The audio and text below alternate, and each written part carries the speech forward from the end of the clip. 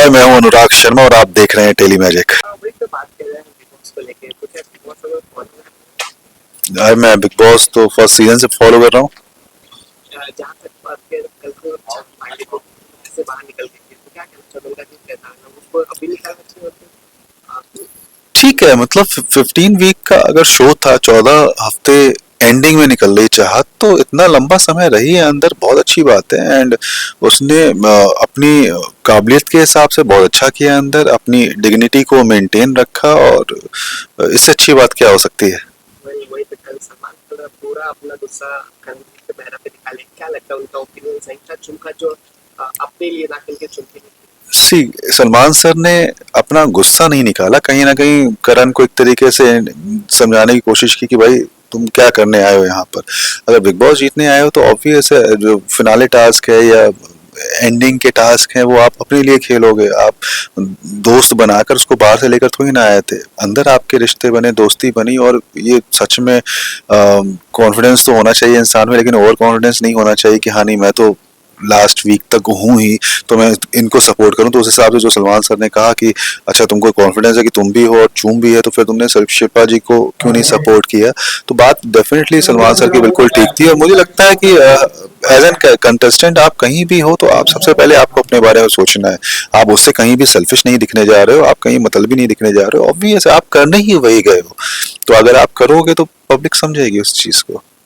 Big boss के 18 साल बाद ये जो फिनाले टिकट है कोई रिजेक्ट किया है, चुन और विवियन। जी। क्या लगता है कितना ये होना चाहिए था या एक ड्रामा था ये सब कुछ दिखाया? सी चूम ने रिजेक्ट किया वो तो बहुत अच्छी बात है, लेकिन विवियन को देना नहीं चाहिए था, क्योंकि ऑब्वियस है उसने अपनी हार्ड वर्क से जीता था उस किताब को। एंड किसी के चार चार लोगों के बोलने से कि अगर नहीं तुमने गलत किया, ये गलत किया, आप अपने उन बातों को अपने माइंड में मत बैठाओ, क्योंकि पब्लिक कहीं ना कहीं आपको हर जगह तोड़ने के लिए खड़ी हुई है। आपको उन सब से बचते बचाते आगे निकलना है जिंदगी में।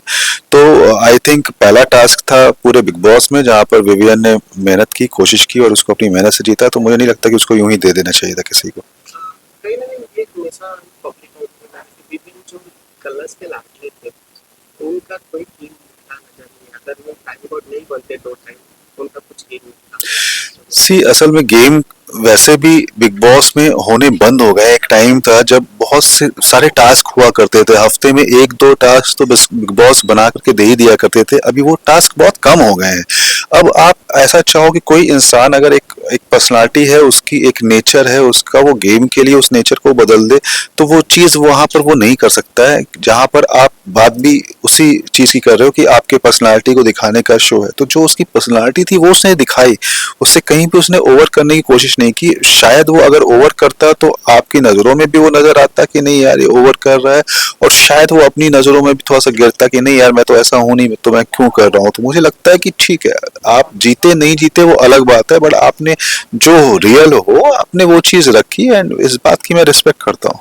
तो फाइनल पॉइंट हाँ डिजर्व सी। अब जैसे आपने कहा कि उसने कुछ किया नहीं है, खेला नहीं है, जब बाकी लोग भी ऐसे बोलते हैं, अगर आप ओवरऑल देखोगे तो अविनाश, करण और रजत दलाल, ये तीनों लोगों ने पूरी तरीके से बिग बॉस में खेला भी है, अपने इमोशंस भी दिखाए हैं, मूड भी दिखाए हैं, और जीतना डिजर्व भी करते हैं।